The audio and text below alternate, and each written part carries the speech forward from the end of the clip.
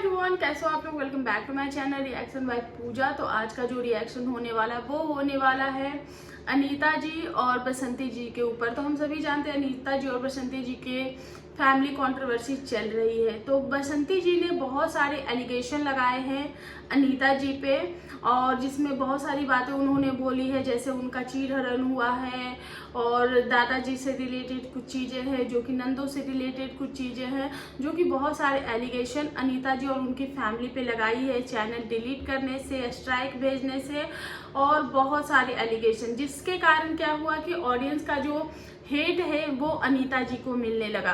अनीता जी का कुछ काम था, उसके बावजूद उन्होंने वीडियो में बताया था कि उनको कुछ अपॉर्चुनिटी मिली है, लेकिन उसको भी उन लोगों ने भगोड़ी का नाम दे दिया है कि वो लोग पंचायत से भाग रहे हैं, इसलिए उन्होंने ये बहाना बनाया है।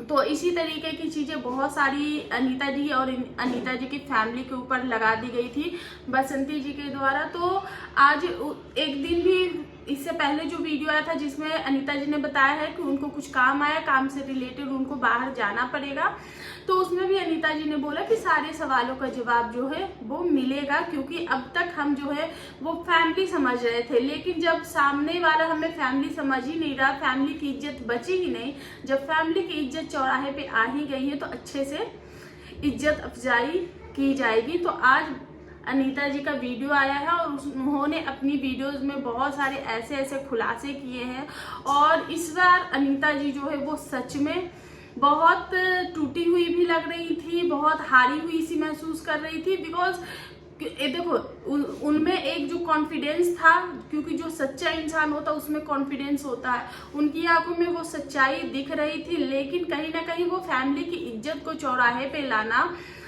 वो बहुत बड़ी बात हो जाती है।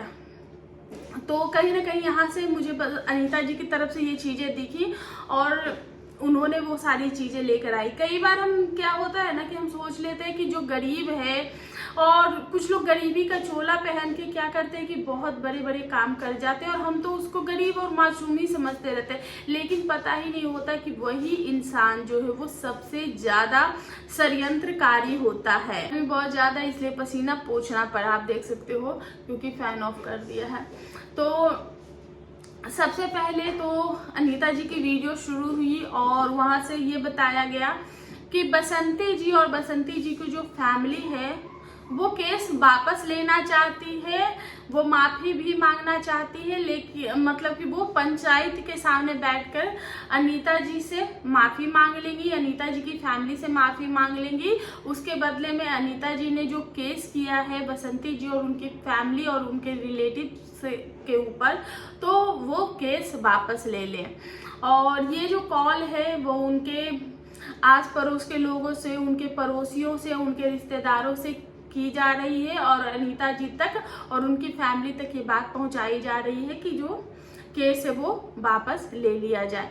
तो उस पे अनीता जी का कहना ये है कि अगर, और अनीता जी ने शायद अपने पहले वीडियोस में बोले हुए थे कि अगर ये आती और प्यार से बोल देती, अपनी गलती मान लेती कि मुझसे गलती हो गई, मुझे माफ़ कर दो, तो शायद मैं केस वापस ले लेती। तो अभी उन लोगों ने अनीता जी की इसी बात को मुद्दा बना दिया है, और अनीता जी से इस तरीके के जो कॉल्स है वो करवाए जा रहे हैं कि हम डेली खाता कमाता लोग हैं, 12,000 15,000 महीना कमाते, किराए पे रहते हैं, तो हम ये सारी चीज़ें कैसे कर पाएंगे। तो उनसे बोलिए कि वो केस वापस ले लेंगे, हम माफ़ी मांगने को तैयार हैं। तो यहाँ पे अनीता जी का ये कहना है कि जब चीरहरण हुआ है, क्योंकि जब अनीता जी ने उन पे केस की, FIR की कि उनके साथ मारपीट हुई है और उनको जान से मारने की दोनों पति पत्नी को कोशिश की गई है, तो वहाँ से बसंती जी ने भी एक केस किया है और लाला जी के ऊपर, और बताया है कि जो लाला जी हैं और उन्होंने और उनकी जो फैमिली है उन्होंने मारपीट की है, और बसंती के कपड़े फाड़े गए हैं, बसंती का चीरहरण किया गया था, और इस तरीके का उन्होंने एक केस डाला है। तो अनीता जी का कहना है कि जब चीरहरण हुआ है तो उसका जो है वो रिजल्ट आना चाहिए, उसकी जांच होनी चाहिए, इंसाफ तो होनी चाहिए, इंसाफ मिलनी भी चाहिए। तो फिर मैं केस वापस क्यों लूँ, क्योंकि ये जो केस है वो अनीता जी ने नहीं, उनके लाला जी के अंदर में है और लाला जी ने किया हुआ है। और अगर वो ऐसा कर भी लेती, अगर वो माफ़ी मांग लेती तो, लेकिन जब अब सब चीज़ें, पूरी फैमिली की जो कच्चा चिट्ठा है, पूरी फैमिली की जो इज्जत है वो सोशल मीडिया पे आ गई है और आप रुक ही नहीं रहे हो, आप संभल ही नहीं रहे हो। हर रोज़ एक नया मुद्दा आप सामने लेकर आ जाते हो, हर एक रोज़ एक नई चीज़ें सामने आ जाती हो, तो फिर क्या फ़ायदा है कि वो केस वापस ले ले। तो उन्होंने बोला, उनके कमेंट सेक्शन में भी बहुत सारे यही कमेंट्स थे कि अनीता जी केस वापस मत लेना, अनीता जी केस वापस मत लेना। तो अनीता जी का भी यही कहना है कि वो केस वापस नहीं लेंगे, अब तो इस चीज़ की जांच होनी चाहिए और गुनहगार को सजा भी होनी चाहिए। अगर लाला जी ने ऐसी हरकत की है तो डेफिनेटली लाला जी को सजा होनी चाहिए, और जिन्होंने अगर झूठ बोला है तो उनकी भी पोल खुलनी चाहिए, और जिन्होंने लाला जी के ऊपर जो लाला जी और अनीता जी के ऊपर जो मारपीट की गई है उसकी भी सजा होनी चाहिए। फिर उन्होंने बताया कि जैसे कि एक क्लेम ये लगा है कि नंदों को जो है वो, नंद को जो पैसे दिए गए थे वो दिया गया था सास ससुर के क्रियाक्रम, सॉरी सासू माँ के क्रियाक्रम के पैसे, और सास से रिलेटेड भी कुछ बातें बताई गई हैं। तो उसके अकॉर्डिंग ये बताया गया है कि जो अनीता जी की जो सास थी वो बीमार थी, वो कष्ट में थी, और उन्होंने बताया कि 2017 में 16 या 17 में इन्होंने वेस्टर्न सीट लगवाया था अपने घर में सिर्फ अपनी सास के लिए, क्योंकि इनकी सास दिन भर में 12 से 15 बार जो है वो वॉशरूम जाती थी। तो कई बार बसंती जी लेकर जाती थी, कई बार अनीता जी लेकर जाती थी, कई बार इन दोनों के बच्चे भी लेकर उनको वॉशरूम में जाते थे।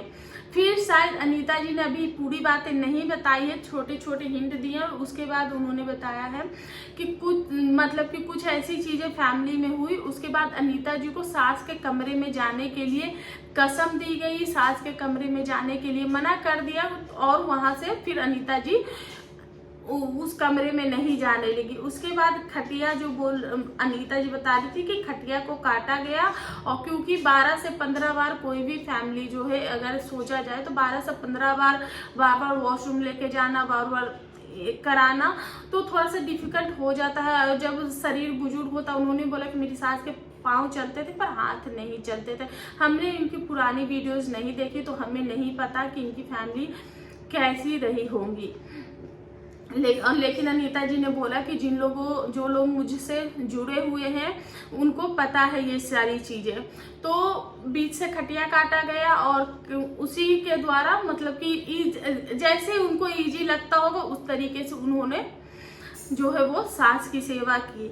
अनीता जी के मुताबिक पहले जब वो लेकर जाती थी तो कम से कम उनकी यहाँ से वहाँ तक वॉक हो जाती थी। धीरे धीरे उनका शरीर जो है वो शांत पड़ गया और धीरे धीरे वो परेशान होने लगी। फिर अनीता जी और उनकी फैमिली से इनको मिलने नहीं दिया जाता था। अनीता जी अपनी सास के कमरे में नहीं जाती थी, तो वहाँ से फिर उनकी जो सास थी मरने के 20-25 दिन पहले से ही बहुत ज़्यादा मतलब कि लाला जी का नाम ले लेके उनको बुलाती थी, उनको याद करती थी, उनको लेकर परेशान होती थी, रोती वगैरह थी। तो फिर लाला जी के पास उनको लेके जाया गया और लाला जी उन्होंने बताया अनीता जी कि वो एकदम छोटा पड़ गई थी, वो कमज़ोर पड़ गई थी, तो उनको गोद में लाला जी ऐसे बच्चों के जैसे गोद में उठा के लेकर आए थे। तो बसंती जी के अकॉर्डिंग कि उनकी सास को किचन में 3 दिन के अंदर मार दिया गया था, सासू माँ को।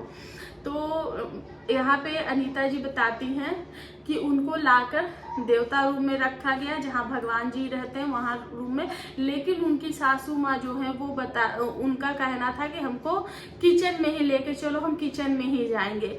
तो उनको उनके मर्जी के हिसाब से किचन में रखा गया था। वहाँ पे अनीता जी ये भी बोलती है कि 1.5 साल तो मैं भी किचन में रही हूँ, तो किचन में रहना। तो वहाँ पे उनकी सास बोलती थी कि मुझे ये खाना है, मुझे वो खाना है, मुझे ये करना है, मुझे वो करना है। तो अनीता जी की फैमिली जो उनकी सास की डिमांड होती थी, जैसे कि एक होता है ना कि बुजुर्गों का अंत समय जब आता है तो उनको भी शायद एहसास हो जाता तो वो दुनिया में खाते पीते भरे पूरे जाएं। तो अनीता जी के अकॉर्डिंग कि अनीता जी ने उनको जो जो वो मांगती गई, मीट मच्छी चिकन मटन जो भी उन्होंने खाने के लिए मांगा, उन्होंने सब कुछ अपनी सास को खिलाया।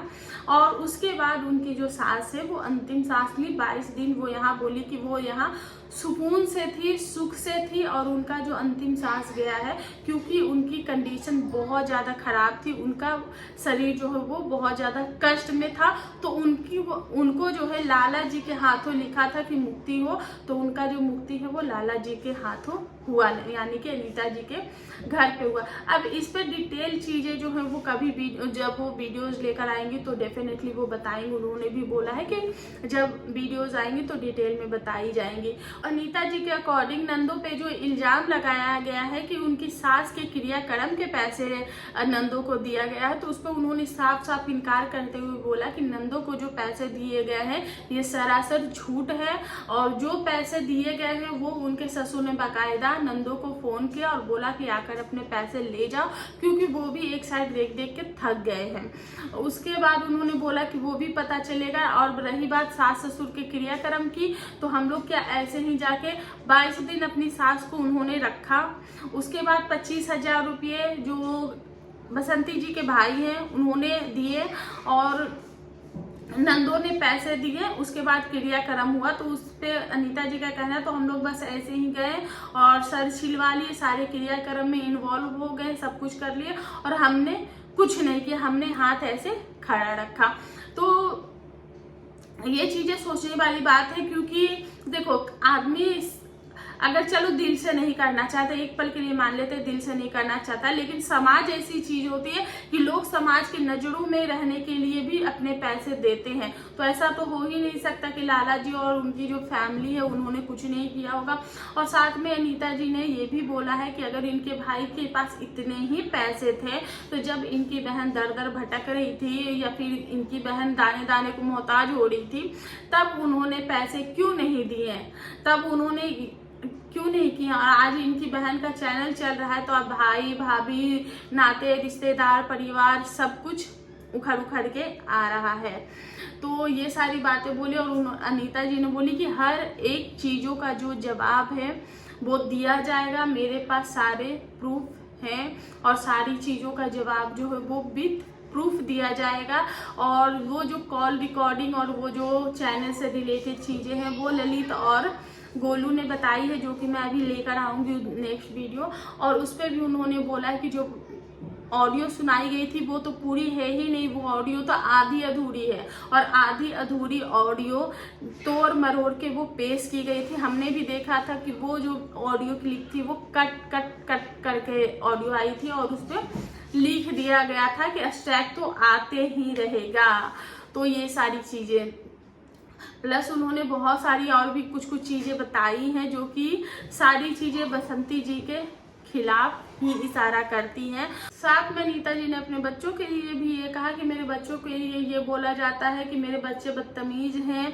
और जैसी पहले तो उन्होंने बताया कि जैसी बसंती खुद थी वैसे बच्चों को बना दिया, पहले बच्चे ऐसा नहीं करते थे। और रही बात की ये बोलते हैं कि मैंने जो पैसे हैं वो सब्जी बेच बेच के दिया, तो अभी ये जन्म का खरा हुआ बच्चा इसने कर्ज चुकाया है।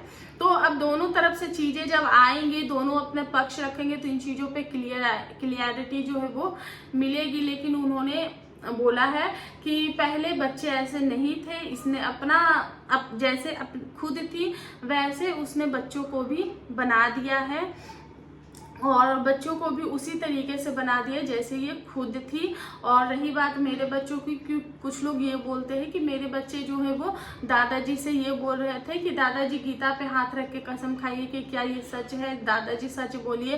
तो इसके लिए उनके बच्चों को भी बोला गया कि कैसे ये अपने दादाजी से बात करते हो। तो अनीता जी के अकॉर्डिंग कि जब सच को छुपाया जाता है या दबाया जाता है, और उनके बच्चे अब कोई गोद के बच्चे तो नहीं रहे, क्योंकि उनका कहीं ना कहीं उनके जो बच्चे हैं वो अनीता जी और लाला जी से कहीं ज़्यादा समझदारी रखते हैं, कहीं ज़्यादा दुनिया को अभी उनसे काफ़ी ज़्यादा बेटर समझते, भले उनको दुनियादारी की चीज़ें समझ में नहीं होंगी, लेकिन सही गलत में फ़र्क तो उनको भी समझ में आती होंगी, और वो भी काफ़ी अच्छी तरीके से चीज़ों को देखते होंगे, समझते होंगे। तो डेफिनेटली जहाँ पे बात गलत की होगी और उनको लग रहा होगा, क्योंकि कई बार बड़े लोग जो होते हैं, जैसे हमारे माँ बाप होते हैं, तो उनको लगता है कि रिश्तों में इतनी खींचतानी जरूरी नहीं है। तो शायद उनके बच्चों को ये लग रहा होगा कि मेरे मम्मी पापा छोड़ रहे हैं, तो मुझे इस पे जवाब देना सही।